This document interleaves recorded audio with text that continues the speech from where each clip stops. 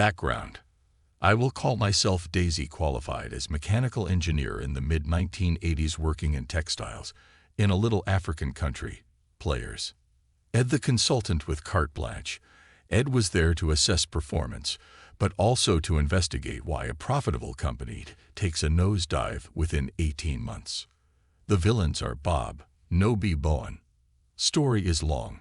Take a break, get yourself a coffee/tea/shake/cocktail, whatever rocks your boat. I was part of a management team employed on behalf of an NGO, non-governmental organization, company funded by the Commonwealth and IMF, International Monetary Fund, to help set up viable labor-intensive industry for this country in the mid-1990s. To start with, this was a dream job. Free luxury accommodation in a secured village that had tennis courts, swimming pool, guest lodge, my contract included, free electric, water and telephone landline. There was no broadband at that time, you used your landline to dial up. No mobiles at this time. Free private schooling for my 3 children, a monthly allowance. Note, not salary. Great pension, and full gold private medical insurance. The catch was that my husband was not allowed to work permanently. He could consult for companies but not be employed. This was part of legal requirement for me to get work and residential permit. I was the total breadwinner. I was respected by the management team and my employees. I loved the people of this nation, the culture, the warmth, and the willingness to learn. The majority of the employees were illiterate when they started employment. I helped set up schools to improve their verbal and written skills, not only in English, but also in the local official language. I woke each day ready to tackle the challenge, see the staff develop, especially the women learning and gaining independence, and see the company flourish, become profitable. The rewards were amazing. Because the company becomes very profitable, it needed to be sold as a going venture to investors in the country. This was part of agreement with the CDC, Commonwealth Development Corporation, and IMF, International Monetary Fund, who up to that point were our bosses. The sale included a clause that assured the continued employment of the local employees for 18 months after the sale. The order books were full, the bank balance very healthy on the day the new owners came in. The new owners have their headquarters in Southeast Asia. New CEO, no B, and CFO, Bowen, come in. Trouble begins. Their first order of the day was to remove the majority of the previous management and bring their team in. I was told, in no uncertain terms, that as a female I should be home breeding and not working. My time was up. The company starts losing money within 9 months. This new team started blaming the local employees as the reason for the losses. Head office sent over a consultant/independent observer, we'll call him ID, to feedback proposals, solutions, and what was the root cause. Ed was empowered to act on behalf of the group's CEO in Southeast Asia. This is important for later. I had to have medical leave for 8 weeks. Whilst on medical leave, the CEO makes decision to cut off free private education and no more free utilities or food allowance without adjusting my allowance. So I went from being well rewarded for the job to having to manage with a salary that was only USD 100 and pay for private school and all other household costs that were previously incorporated into contract. Yes, the company can do this. Basically, a new contract was underwritten as part of the new ownership. As a true expat employee, the company owns you totally. They own the permits that allow you to work and live in the country.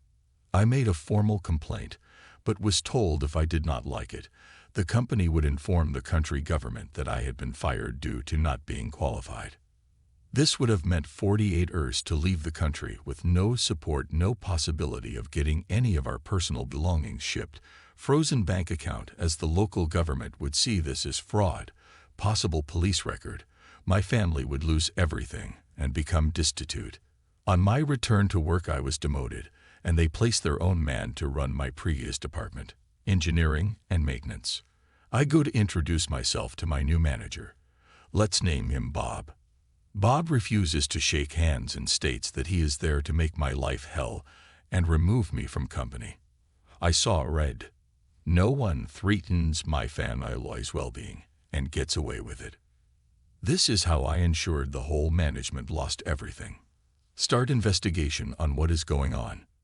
In the first 12 months that this new management team has taken over, the company is now losing money and in serious debt.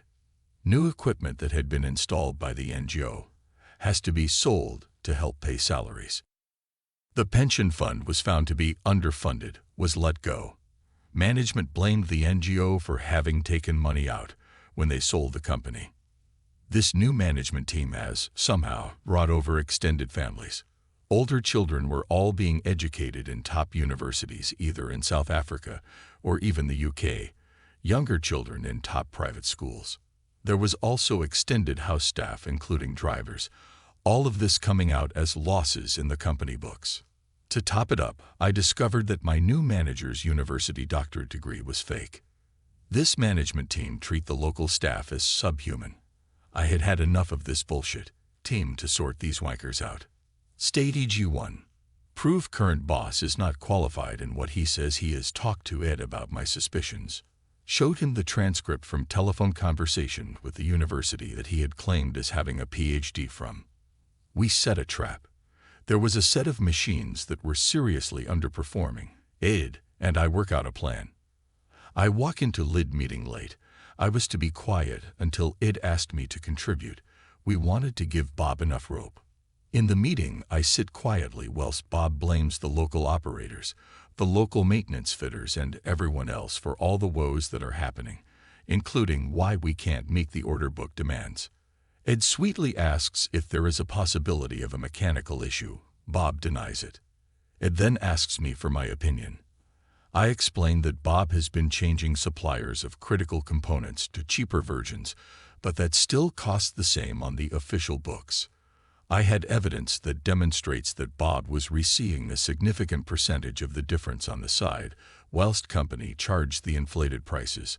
I also stated that I could fix the problem using the correct components. If I was wrong, then by all means, fire me. Ed sets a challenge to me and Bob. Each one of us has a team of fitters and our chosen components. Bob storms to shop floor and does his usual screaming at everyone. I go down and explain what I was trying to achieve and how it would benefit the operators and get the project going. At end of week, we both had to report back to management team. Ed had asked a few operators, mechanics, and production supervisors how Bob worked and if there was any attempt to sabotage my project. Needless to say, Bob did try everything to ensure my team was not successful, but he never had the support of the locals and his team. They already hated him. Ed gives Bob a chance to come clean, but Bob still stated I was a liar and knew nothing. Ed stands up, goes to the door, opens it, and outside is Bob's family. Ed's investigation had confirmed what I had stated. As such, Ed had organized drivers and contacts to fly to South Africa, pick up all of Bob's children from schools and universities, and for those in UK, the university was informed no company funds would be forthcoming for the one child that was being educated. Ed proceeded to give each of Bob's family plane tickets for the following morning. Company security guards and police were sent with Bob to his bank, where funds were frozen due to fraudulent transactions. Bob accepted a plea bargain. He will not ever, and his home country police were informed. When Bob landed in his home country, the head office had organized a police escort. Bob was unemployable, and his family greatly shamed. I hope he got his just desserts, couldn't care less. Stage 1 complete. Stage 2, the final event. Prove NOB and Bon have been defrauding the company and country. NOB and Bon were still in charge of the company, now 18 months from takeover. The stated clause that the workforce could not be touched was up. NOB and Bon called an all-site meeting. They stood up front with tears running down on how the NGO had lied about the company orders and profitability, how they are trying their best, but the company is really struggling and people will lose their jobs. They announced a reduction of 66% of the workforce. I had been working closely with NOB and Bowen's secretary, the accountant, and the purchasing officer, so had been able to access the info needed. Survival kicked in. As I was part of the original management team, I had the original accounts that were audited as part of the CDC and IMF funding for the NGO. In the 18 months, I accumulated information on the losses being shown and the missing money going offshore into private accounts and not the head office accounts. You see, these two did not respect women or the locals. They assumed that what was being done would not be picked up. If they had bothered to understand who they employed in the office, they would have found that the purchase officer and the accounting supervisor were qualified accountants with close links to government, the banks, and they were, you're right, women. I had explained to the secretary, the accountant and purchasing officer that there would be a time when we needed evidence to safeguard money and people's livelihood. So the files had been building from their 6-month to now a year later. I talked to Ed and give him the evidence we had been accumulating. It was what Ed needed. Nobi calls me to the office to tell me that I am redundant with immediate effect. He also stated that for me to be able to stay in the country to sort out my family, I would now owe the company rent that was twice my given allowance. I lost it. I literally turned around and explained that in less than 24 hours, Nobi would have no future. His family would have no future, no matter where they run. They would be found. I already knew this to be true, as it already had the wheels in motion. This time, the group chairman walks in on my heated conversation together with the IMF representative and Bowen in tow. Nob was fired on the spot, loaded onto a plane with an international warrant for fraud. The IMF pursued this fully. Nobu was screwed. In this Southeast Asian country, a stain on your trustworthiness means you are untouchable. Bowen didn't dare much better. He was locally arrested, denied access, fined, and the IMF did the same to him as what had happened to Nobu. Only difference was that Bowen willingly ratted Nobi for all he was worth. As for me, the company limped along, but I no longer trusted anyone from that group. Myself and my husband found employment in another regional country. This time both of us had work permits and airtight contracts. No one will ever screw us over or make us feel like slaves. The message was, do not threaten my children or my family. I will destroy you by waiting until you hang. Not proud, just realistic. Update. After I left this company, I actually ran a little guest lodge. Wanted a break from the chaos, only to get into other type of chaos. I now live in the UK, came home to my husband's hometown. Some other stories will be told, though they will not beat this one. These stories will go under entitled people, choosing beggars or petty revenge. Next story.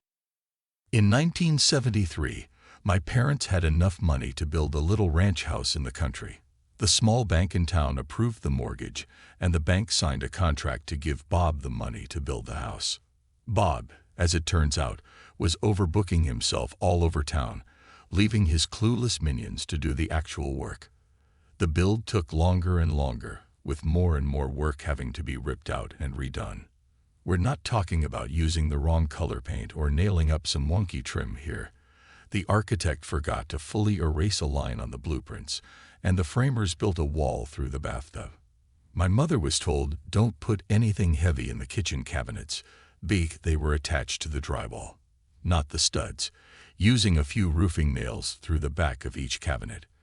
The garage door opening was framed into the living room instead of towards the driveway, and so on. When the bank's representative showed up for the final inspection, my parents met him in the front yard and refused to sign off on Bob's work. Then representative became angry, as the bank had paid Bob a lot of money. He strode to the front door and pulled on the doorknob, whereupon the entire door, casing included, fell on him. It had simply been wedged, not nailed, into place. The bank called Bob, who finally showed up to supervise the work himself. The only problem was that Bob wasn't any better at building a house than his minions were. My parents still refused to sign off on the house. My mother was a Salaham in a nasty rental with 2 tiny children, while my dad was working 2 jobs while this was going on. Throughout the entire process, the bank and Bob treated them very poorly, bullying my mom and lying to my dad. What should have been an exciting time for my parents was ruined. My mom cried a lot. My dad got depressed. Finally, the bank threatened my parents with foreclosure, and Bob threatened to sue my parents for breach of contract. The bank refused to pay him any more money. So my exhausted parents went to an attorney and gave him the rundown. Plumbing, electrical, tiling issues, the whole sorry mess. My parents were scared. All they had was their small down payment savings. So if this became a lengthy court battle, the bank and Bob would win. The attorney, Tom, was kind, but my dad said he could tell that he and Mom were doomed from Tom's facial expressions as he sorted through the paperwork. Then, abruptly, Tom smiled. "Let's get everyone together for a meeting," he told my parents. "Tomorrow." So my parents, Tom, the bank's representative, the bank's attorney, Bob, and Bob's attorney met at the bank. Tom didn't give anyone else time to begin. He said, "Well, my clients have decided that they no longer want this house. Please remove it." Everyone else started to laugh. "Remove it? Have you lost your mind?" Tom, in a sweeping, theatrical gesture, placed a deed on the table. "My clients own the land the house is sitting on outright. They no longer want the house. Get the house off my client's land." Bob's attorney stared at the deed, and then turned and stared at Bob. "You built a house on land you don't own?" Bob nodded. The bank's attorney started yelling at the bank's representative. "You didn't finance land the house is on." The representative stammered. No," Tom said firmly. "As I said, gentlemen, you're trespassing on my client's land. I expect the house to be removed and the land returned to its original state at once." My dad said he'll remember the blank looks everyone on the other side of the table passed to one another for his whole life. Sure, the bank could foreclose on a house that wouldn't exist by the end of the week, with no way to recoup the money. They didn't even own the land it was on. Bob was out the 50% he paid out of pocket, plus he was on the hook for tearing down the house and removing it. On top of that, the bank would undoubtedly want him to repay the initial 50% they'd given him. Could they have gone after my parents? Sure. A foreclosure would have meant bad credit for my parents moving forward. They might lose their down payment, but to sign off on the house in its condition at that time would have meant thousands and thousands of dollars in cash to replace/repair everything from the roof to the basement before the house could be safely lived in. The bank knew my parents didn't have that kind of money. They're the ones who approved the mortgage. Suddenly, my parents were good people. It was all such a misunderstanding, and the bank and Bob couldn't do enough for them. The house was brought in line with the original blueprints and specifications immediately, at no extra cost to my parents, but at considerable cost to Bob. My parents signed the mortgage. Bob got the rest of his money, and just about broke even on the build. The bank's representative was fired. And Tom, attorney extraordinaire, got a stinging tale of triumph to recall to fellow attorneys for the rest of his life.